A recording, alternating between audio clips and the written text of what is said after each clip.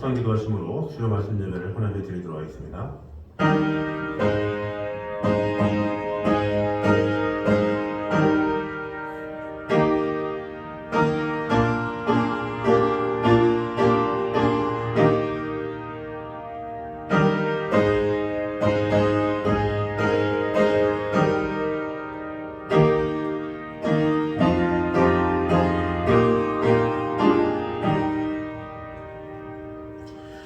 그러므로 우리가 그의 죽으심과 합하여 세례를 받음으로 그와 함께 장사되었나니 이는 아버지의 영광으로 말미암아 그리스도를 죽은 자 가운데서 살리신과 같이 우리로 또한 새 생명 가운데서 행하게 하려 함이라. 아버지 하나님, 우리를 구원하여 주시고 놀라운 하나님의 사랑으로 이끌어 주신 주님, 오늘도 주님과 동행하며 아버지 하나님께서 우리를 위하여 희생하신 그 사랑을 기억하며 그 사랑 안에 거하는 귀한 시간 될 수 있도록 주님 함께하여 주시옵소서. 오늘도 하나님의 귀한 말씀으로 우리 심령이 더욱더 주님만을 바라보게 하시고 아버지 하나님께서 주시는 은혜로 오늘도 새심을 얻으며 아버지 하나님의 사랑 안에 거할 수 있도록 주님 함께하여 주시옵소서. 예수님 이름으로 기도드립니다. 아멘. 우리 찬송가 488장 찬양하겠습니다.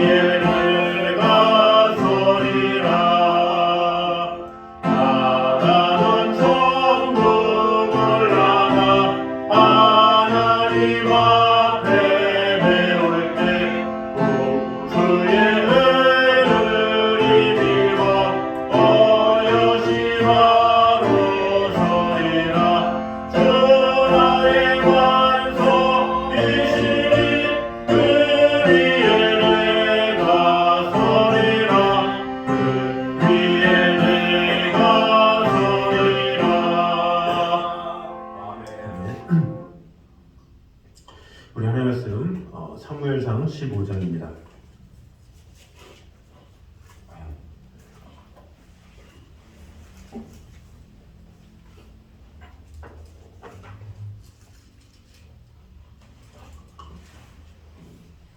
사무엘상 15장 24절에서 35절까지 말씀입니다.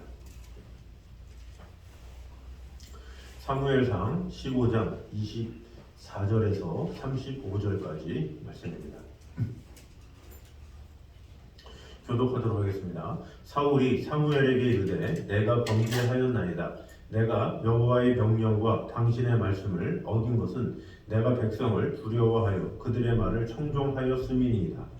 청하오니 지금 내게 사하고 나와 함께 돌아가서 나로 하여금 너와 함께 경배하게 하소서 하니 사무엘이 사울에게 이르되 나는 왕과 함께 돌아가지 아니하리니 이는 왕이 여호와의 말씀을 버렸으므로 여호와께서 왕을 버려 이스라엘 왕이 되지 못하게 하셨음이니이다 하고 사무엘이 가려고 돌았을 때 사울이 그의 겉옷자락을 붙잡음에 찢어지니라. 사무엘이 그에게 이르되 여호와께서 오늘 이스라엘 나라를 왕에게서 떼어 왕보다 나은 왕의 이웃에게 주셨나이다. 이스라엘의 지존자는 거짓이나 번뇌함이 없으시니 그는 사람의 인심으로 결코 배우게 하는 인심이다. 사울이 이르되 내가 범죄하였을지라도 이제 청하옵나니 내 백성의 장로들 앞과 이스라엘 앞에서 나를 높이사 나와 함께 돌아가서 내가 당신의 하나님 여호와께 경배하게 하소서 하더라. 이에 사무엘이 돌이켜 사울을 따라가매 사울이 여호와께 경배하니라. 사무엘이 이르되 너희는 아말렉 사람의 왕 아각을 내게로 끌어오라 하였더니 아각이 즐거이 오며 이르되 진실로 사망의 괴로움이 지났도다 하니라. 사무엘이 이르되 내 칼이 너희에게 자식이 없게 한 것 같이 너희 중에 어미에게 자식이 없으리라고 그가 길갈에서 여호와 앞에서 아각을 찢어 죽이니라. 이에 사무엘은 라마로 가고 사울은 사울 기부와 자기 집으로 올라가니라. 사무엘이 죽는 날까지 사울을 다시 봐서 보지 아니하였으니 이는 그가 사울을 위하여 슬퍼함이었고 여호와께서는 사울을 이스라엘 왕으로 삼으신 것을 후회하셨더라. 아멘. 자, 오늘 본문은 사울의 불순종에 대한 책망과 사울의 변명에 대해서 보도하고 있었던 우리 사무엘상 15장 10절에서 23절에 이어서 사무엘을 향한 사울의 동행 요청과 사무엘의 아각 처형 그리고 사무엘과 사울의 결별에 대해서 이제 보도를 하고 있습니다. 본문의 내용을 정리하면 24절에서 31절까지는 사울이 자신의 정치적 입지를 고려해서 사무엘에게 자기와 동행하여 줄 것을 요청하는 과정에서 사무엘의 옷이 찢어진 것을 계기로 사무엘이 사울의 왕위를 다른 사람에게 주었음을 선고한 사실과 그러한 선고에도 불구하고 거듭된 사울의 동행 요청으로 말미암아 사무엘이 사울과 동행함으로써 사울이 여호와께 경배하게 된 사실에 대해서 보도하고 있습니다. 32절과 33절은 사무엘이 아말렉 왕 아각을 끌어내어 처형한 사실이 나와 있습니다. 그리고 마지막 34절과 35절은 사무엘과 사울이 이후에 영영이 결별한 사실을 이제 보도하고 있습니다. 그럼 오늘 본문의 내용들을 3주에 걸쳐서 은혜를 나누도록 하겠습니다. 먼저 어쩔 수 없는 죄의 시인과 진정한 회개는 엄격히 구분됨을 보여주고 있습니다. 우리 24절을 보면 사울은 사무엘을 향해 이렇게 말합니다. 사울이 사무엘에게 이르되 내가 범죄하였나이다. 내가 여호와의 명령과 당신의 말씀을 어긴 것은 내가 백성을 두려워하여 그들의 말을 청종하였음이니이다. 이렇게 말을 합니다. 이런 사울의 말은 그가 진심으로 자신의 잘못을 인정하고 회개한 것처럼 보입니다. 이런 사울의 말은 그가 진심으로 자신의 잘못을 인정하고 회개한 것처럼 보이죠. 그러므로 우리는 이하의 내용에서 하나님께서 사울의 잘못을 용서하신다는 말이 나올 것이라고 기대할 수 있습니다. 그러나 27절 이하의 내용을 보면 사무엘은 사울을 향해서 하나님의 용서를 선언하기는 고사하고 도리어 사울이 하나님께 이 버림받았음을 아주 강한 어조로 선포하고 있습니다. 이것은 좀 당황스러운 모습이라고 할 수가 있죠. 왜 그렇습니까? 하나님은 우리가 진심으로 회개해도 용서하지 않으실 수 있음을 시사하기 때문입니다. 그리고 만일 그렇다면 우리는 죄인이 진심으로 회개하기만 하면 하나님께서 용서하신다는 성경의 무수한 기록들에 대해서도 신뢰할 수 없게 될 것입니다. 그렇다면 하나님은 과연 죄인이 진심으로 회개할지라도 죄의 사안에 따라 용서하기도 하고 용서하지 않기도 하시는 것이겠습니까? 결코 그렇지 않습니다. 하나님은 누구든지 결코 무슨 잘못을 범하였든지 진심으로 회개만 하면 그 죄를 용서하시는 그런 하나님이십니다. 하나님의 용서하시면은 제한이 없습니다. 비록 죄인의 죄에 대하여 그 대가를 물으시기는 할지라도 그 죄 자체는 회개만 하면 다 용서하십니다. 그럼에도 불구하고 하나님께서 사울의 죄를 용서하지 않으신 것은 그의 회개가 진심으로 우러나오는 회개가 아니기 때문에 그렇습니다. 즉 본절의 사울의 말은 진정한 회개가 아니라 어쩔 수 없는 죄의 시인에 불과했던 것입니다. 사울은 처음에는 자기의 죄를 완강히 부인하다가 사무엘의 강력한 책망을 듣고서 더 이상 자기의 죄를 부인할 수 없는 상황에 이르자 어쩔 수 없이 자신의 죄를 인정하게 된 것입니다. 진정한 회개란 이렇게 어쩔 수 없이 하는 것이 아닙니다. 진정한 회개는 어떤 경로를 통해서든 죄를 깨닫게 될 때 즉시 자신의 죄를 자복하고 용서를 구하는 것입니다. 진정한 회개에 있어서는 이 다윗이 진정한 회개를 한 사람이라고 볼 수가 있습니다. 범죄한 면에서는 다윗이 더 엄청난 범죄를 저질렀죠. 사무엘하 11장에 보면 이 다윗이 밧세바를 범합니다. 이 밧세바를 범했을 때 그 선지자 나단을 통해서 이 하나님의 말씀을 전하죠. 그럴 때 이 다윗이 어땠습니까? 바로 그 순간 변명하거나 그것에 대해서 어쩔 수 없었다라고 하거나 그것이 아니라 바로 엎드려서 회개한 것을 보게 됩니다. 그리고 시간이 지나서 다윗이 나중에 인구조사를 할 때가 나오죠. 인구조사를 하는 것이 하나님 보시기에 악했다라는 것을 이 갓선지자를 통해서 그때도 듣습니다. 그때 어떻습니까? 바로 하나님 앞에 엎드려서 하나님께서 원하시는 대로 하여 주시옵소서 이렇게 간구를 하죠. 결국에는 이 진실한 회개, 이 다윗에게는 그런 것이 있었기 때문에 하나님께서 그 회개를 받아주셨다 이렇게 볼 수가 있습니다. 그에 비해서 사울은 어떻습니까? 압달락과 본문을 자세히 우리가 보면 그는 온갖 변명거리를 둘러댄 것을 볼 수가 있습니다. 있는 힘을 다해 자신을 방어하고 변호했습니다. 자신의 무죄를 주장했습니다. 하지만 끝내 하나님께서 거기에 속지 않으시고 동의하지 않으시며 무서운 징계를 선언하시자 그제야 마지못해 자신의 잘못을 시인한 것을 볼 수가 있습니다. 이것을 통해서 어찌 그가 진정한 회개를 했다 이렇게 말할 수 있겠습니까? 사울의 말에는 이미 선포된 하나님의 징계를 어떻게 해서든 면해보고자 하는 의도만 진하게 내포되어 있을 뿐입니다. 이왕에 자신의 범죄가 들통난 것 당장에 임할 징계를 막아보고 자신과 사무엘이 결별하는 것으로 비치는 것만을 막아보고자 서둘러 자신의 잘못을 인정한 것입니다. 그러한 이유로 결국 그는 하나님의 용서를 받을 수 없게 된 것입니다. 이후 역사를 보면 그가 얼마나 비참한 생을 마감하였는가 알 수가 있습니다. 그러므로 우리는 이러한 본문을 통해서 억지로 하는 회개, 마지못해 하는 회개는 진정한 회개가 아님을 깨달아야 합니다. 만사에 때가 있는 법이 있듯이 회개에도 때가 있습니다. 예수님께서 이 땅에 재림하시고 심판이 시작될 때 그때 가서 회개하면 그것이 진정한 회개로 받아들여지겠습니까? 그것은 말 그대로 때 늦은 후회일 것입니다. 그러므로 죄가 드러날 때 우리는 회개해야 합니다. 냉정할 정도로 자신에 대해 솔직해야 합니다. 변명하거나 회피하거나 부인하거나 정거하거나 이런 것을 멀리해야 합니다. 그때 우리 하나님께서도 즉석해서 자신의 죄를 인정한 다윗을 용서해 주듯이 우리를 용서해 주실 것입니다. 그러므로 우리는 이렇게 회개를 해도 결코 때가 늦지 않는 회개를 하는 우리가 되어서 하나님 앞에 우리의 마음이 정직하게 하나님 앞에 내어놓음으로 말미암아 하나님 앞에 쓰임받기에 힘쓰는, 그래서 이 바로 하는 그 회개의 그 모습을 통해서 하나님께서는 다윗에게 내 마음에 합한 사람이다 이렇게 말씀했던 것처럼 우리 또한 하나님의 마음에 합한 자로서 살아가기에 힘쓰는 저와 여러분 되시기를 주님의 이름으로 축원합니다. 두 번째는 우리는 두려워해야 할 대상을 바로 알아야 함을 보여주고 있습니다. 24절을 다시 보면 내가 범죄하였나이다. 내가 여호와의 명령과 당신의 말씀을 어긴 것은 내가 백성을 두려워하여 그들의 말을 청종하였음이니이다 이렇게 말을 하고 있습니다. 사울은 자신이 하나님의 말씀을 불순종한 이유가 있는데 그것이 바로 백성들을 두려워했기 때문에 그랬습니다 이렇게 말한 것이라고 볼 수가 있습니다.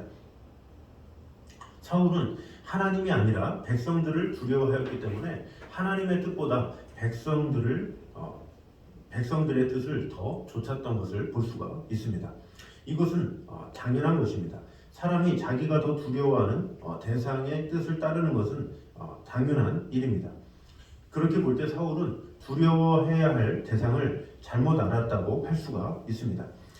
사실 왕이 되어서 백성을 두려워한다? 이것은 필요합니다. 왜냐? 왕으로서 백성을 두려워해야 그 그 백성이 그 모습을 알고 어떻게 보면 그 두려움 가운데 왕이 백성의 눈높이를 맞추면서 또 마음을 다할 때 백성도 또 왕에게 충성을 다하고 이렇게 하기 때문에 백성을 존중하고 있다라는 그것이 보이면 얼마나 더 백성들이 충성하겠습니까?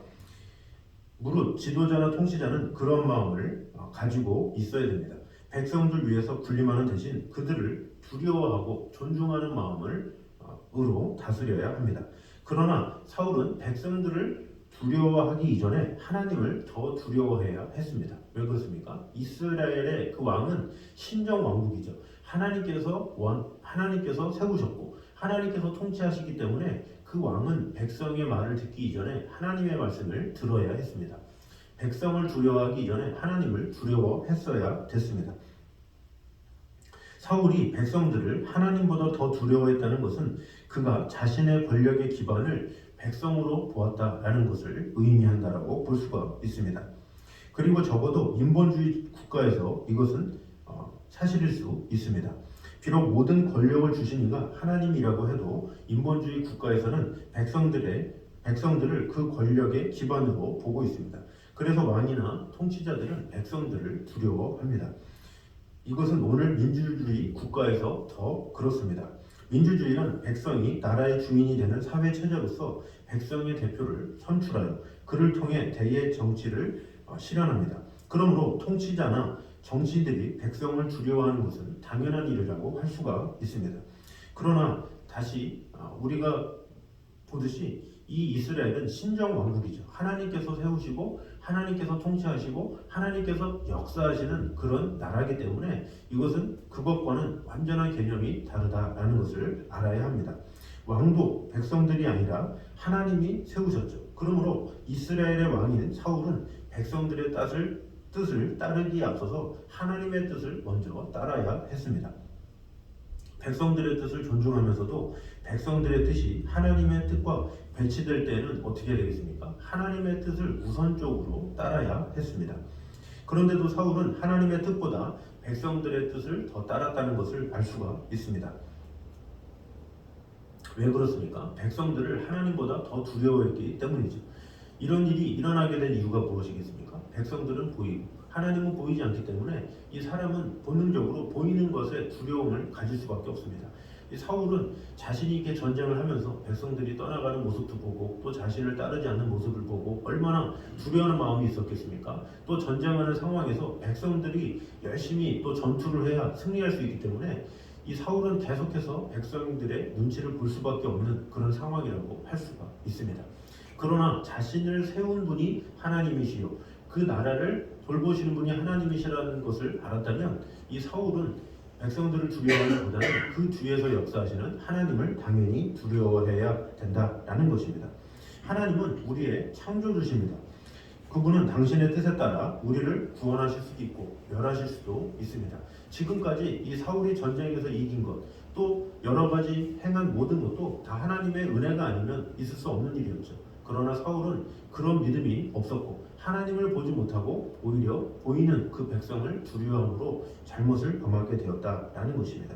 그러므로 이 마지막 때에 세상의 모든 영들과 권세는 그 앞에 무릎을 꿇게 됨을 꼭 기억함으로 말미암아 우리는 그 무엇보다 하나님만을 경외하며 하나님만을 두려워해야 한다라는 것입니다. 마태복음 10장 28절에 보면 몸은 죽여도 영혼은 죽이지 못하는 자를 두려워하지 말고 오직 몸과 영혼을 지옥으로 멸하시는 자를 두려워하라 이렇게 말씀하고 있죠. 그런 면에서 다니엘과 세 친구들은 어떻습니까? 누부갓네살 왕의 어떤 공포나 그런 어려움 가운데서도 그들은 하나님을 두려워했기 때문에 온전히 하나님의 뜻에 순종하며 나아간 것을 보게 됩니다. 하나님의 뜻에 먼저 맞췄을 때 하나님께서는 그들의 목숨을 구하신 것을 보게 되죠. 나중에 다니엘도 6장에서 어떻습니까? 왕보다 하나님을 두려워했기 때문에 항상 예루살렘을 향해서 하루 3번씩 기도했다더라 이런 기록이 나오죠. 하나님의 뜻을 두려워하고 하나님을 더욱더 마음에 삼았기 때문에 하나님께서는 다니엘을 사랑하여 주셔서 그를 사자굴에서 구원하여 주셨다라는 것입니다. 그러므로 우리도 이와 같이 하나님을 진정한 두려움의 대상으로 삼아야 합니다. 그래서 하나님의 뜻을 최우선으로 따라야 합니다. 우리는 우리를 한순간 핍박하고 고난에 처하게 하는 세상의 것들을 두려워하지 말고 우리의 모든 것을 주관하시고 우리의 생명과 사망을 결정하시는 하나님을 두려워해야 합니다. 그리고 세상의 모든 것과 영적인 것까지도 하나님의 주권 아래 있다는 것을 믿고 하나님의 말씀에 순종하고 말씀에 따라 담대히 나아가는 저와 여러분 되시기를 주님의 이름으로 축원합니다. 마지막 세 번째로는 성도의 진정한 권위는 하나님의 뜻을 따를 때 나타남을 보여주고 있습니다. 25절에서 30절을 보면 사울이 사무엘에게 자기의 죄를 사하고 자기와 함께 하나님께 경배하러 가기를 청할 때에 사무엘이 그 요청을 거절하는 것을 볼 수가 있습니다. 그러나 사울은 포기하지 않고 사무엘에게 매달려 그 옷자락을 찢으면서까지 자기와 함께 하나님께 경배하러 가달라고 사정을 하는 내용이 나옵니다. 그러면 사울은 이스라엘 왕으로서 왜 그렇게 구차하게 보이면서까지 사무엘에게 매달린 것이겠습니까? 이것은 하나님의 선지자인 사무엘이 자기와 함께 예배를 드림으로 자기는 하나님의 뜻을 따르는 사람이며 하나님께서 함께 하신다는 권위를 백성들 앞에서 내세우고 싶었기 때문입니다. 그러나 사울의 이 예배는 하나님의 뜻에 따른 것이 아니라 자기를 나타내고자 하는 욕심에 따른 것이었습니다. 때문에 그가 하나님의 선지자인 사무엘과 함께 예배를 드리는 모양을 갖춘다 할지라도 하나님이 주시는 권위는 그에게 나타낼 수 없는 것이었습니다. 이는 곧 성도의 권위는 우리가 만드는 것이 아니라 우리가 하나님의 뜻을 따라 진정으로 순종할 때 자연스럽게 우리의 삶 속에 깃든다라는 것을 말해주고 있습니다. 우리 성도의 권위는 우리 스스로 만들 수 있는 것이 아닙니다. 물론 우리가 사울처럼 그 모양은 흉내낼 수 있습니다. 하나님의 말씀을 순종하는 척하여 사람들을 속이고 사람들 앞에서는 봉사와 헌신의 삶을 추구하는 것처럼 보일 수는 있는 것입니다. 그러나 이런 사람들은 경건의 모양만을 가지고 있는 외식하는 사람들이라고 볼 수가 있죠.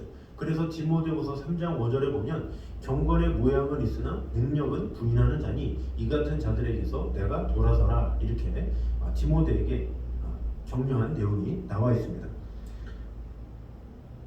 우리가 꽃을 보면 좋아하고 생화를 보면 어떻습니까? 요즘에는 이 조화가 더 이 생화보다 더 꽃 같은 경우가 많이 있죠. 아주 이쁘고 보암직도 하고 계속해도 시들지 않기 때문에 조화를 선호하는 경우가 많이 있죠. 어떻게 보면 이 꿀벌이나 이런 곤충들도 그것을 구분하지 못하는 경우가 있다고 하죠. 그러나 당장에는 그것이 이뻐서 달려들지만 나중에는 어떻게 되겠습니까? 결국에는 그 조화에는 꿀이 없기 때문에 처음에는 달려들지언정 그곳에 머무르지 않는 것을 보게 됩니다. 마찬가지로 성도의 권위는 우리가 아무리 흉내낸다 할지라도 그 삶 가운데 그리스도의 향기가 없으면 그 무용한 실체가 드러나게 되어 있는 것입니다. 그러므로 사울처럼 하나님의 뜻에 불순종하면서 하나님이 주시는 성도의 권위를 얻으려 하는 사람은 어리석은 사람이라고 볼 수가 있습니다. 진정으로 권위를 인정받기를 원한다면 우리의 삶에서 하나님의 향기가 있을 수 있도록 생활해야 합니다. 약한 자와 가난한 자를 돌보고 나의 것을 나누며 영혼의 상처받은 자들을 선한 사마리아 사람의 사랑으로 치료하고 그들을 구원의 문으로 인도해야 합니다. 그러면 우리는 굳이 성도의 권위를 나타내려고 하지 않아도 권위가 따라옵니다. 우리의 삶 속에서 풍겨나는 그리스도의 향기 때문에 모든 사람들이 우리를 하나님과 함께하는 사람으로 인정하고 따르게 되는 것입니다. 이것이 바로 성도의 권위입니다. 그러므로 우리는 성도의 권위를 먼저 생각하기보다는 그리스도의 향기가 깃든 삶을 통해서 말씀에 순종함으로 말미암아 복된 길을 걸어가며 우리의 삶으로 말미암아 많은 이들에게 그리스도의 향기를 온전히 뿜어내기에 힘쓰는 저 여러분 되시기를 주님의 이름으로 축원합니다. 기도하겠습니다. 자녀주님 감사합니다. 우리와 늘 언제나 함께하시는 주님, 지켜주시는 주님, 어쩔 수 없는 죄의 시인과 진정한 회개는 엄격하게 구분된다는 사실을 보게 되었습니다. 아버지 하나님 앞에 어떠한 죄를 지은다 할지라도 우리가 진실되게 곧바로 순종하면 바로 회개하면 하나님께서는 모든 것을 덮어주시고 은혜 주시는 분이심을 오늘 보게 되었습니다. 그러나 우리는 때로 가끔 변명하거나 회피하거나 부인하거나 정거할 때가 있는데 이런 모습을 용서해 주시고 이제는 하나님께서 우리에게 책망할 때에 바로바로 회개하며 자백하며 하나님 앞에 나의 모든 것을 먼저 아뢰므로 말미암아 때늦은 회개, 때늦은 후회를 하는 것이 아니라 지금 이 순간 하나님 앞에 깨끗한 모습으로 드려지게 힘쓰는 성도들 되게 하여 주시옵소서. 또한 우리는 두려워해야 할 대상을 바로 알아야 함을 보게 되었습니다. 사울도 왕이기 때문에 백성을 두려워하였습니다. 그러나 사울은 그 모든 것을 주관하시는 자신을 왕으로 세우신 이스라엘을 이끄시는 하나님을 두려워해야 했습니다. 마찬가지로 우리 또한 세상을 살아가는 동안에 보이는 것을 두려워하는 것이 아니라 보이지 않으시는 그러나 모든 것을 통치하시고 지키시고 돌봐주시는 하나님만 두려워하며 나아가는 성도들 되게 하여 주시옵소서. 그러함으로 말미암아 하나님을 두려워함으로 하나님의 사랑 안에 거하며 무엇보다 하나님께서 주시는 그 은혜로 매 순간마다 믿음으로 살아갈 수 있도록 인도하여 주셔서 하나님께서 주시는 완전한 길 가운데 거하는 성도들 되게 하여 주시옵소서. 또한 성도의 진정한 권위는 하나님의 뜻을 온전히 따를 때 나타난다는 사실을 오늘 보게 되었습니다. 성도의 권위를 먼저 생각하기보다 그리스도의 향기가 깃든 삶을 먼저 살기 원합니다. 주님처럼 살기 원합니다. 주님의 말씀 가운데 순종하기 원합니다. 우리가 먼저 하나님의 말씀에 온전히 순종할 때에 그 순종하는 모습을 통해서 많은 이들이 하나님께 영광을 돌린다라고 하였습니다. 우리가 진실되게 아버지 하나님 앞에 온전히 세워짐으로 말미암아 하나님 보시기에 부족함이 없는 약한 자와 가난한 자를 잘 돌보며 나의 것을 나누기도 하고 또 어떤 상처받은 자들이 있다면 사마리아 사람처럼 늘 힘쓰고 돌봄으로 말미암아 하나님께서 우리를 부르신 그 사랑을 다른 이들에게도 온전히 전하게 되는 그런 모습으로 말미암아 하나님께서 주시는 온전한 권위로 다른 이들에게 하나님께 영광이 되어지고 또한 우리 또한 하나님 앞에 잘했다 칭찬받는 성도들 될 수 있도록 주님 함께하여 주시옵소서. 예수님 이름으로 기도드립니다. 아멘. 우리 찬송가 214장 찬양하겠습니다.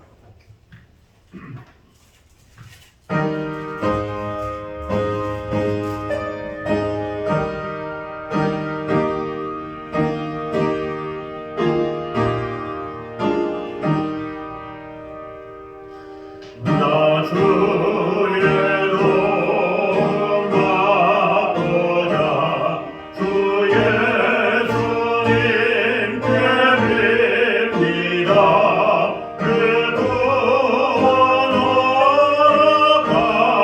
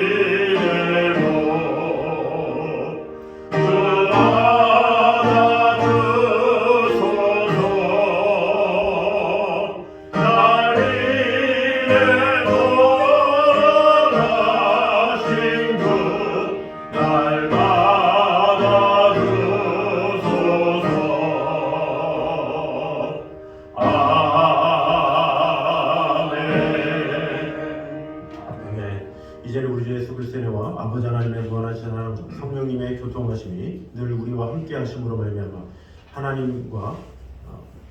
하나님의 영광을 위해 그리스도의 향기를 온전히 뿜어내길 원하는 이 자리에 있는 모든 성도들 위해 이부터 여기까지 함께 있기를 간절히 축원하옵나이다. 아멘.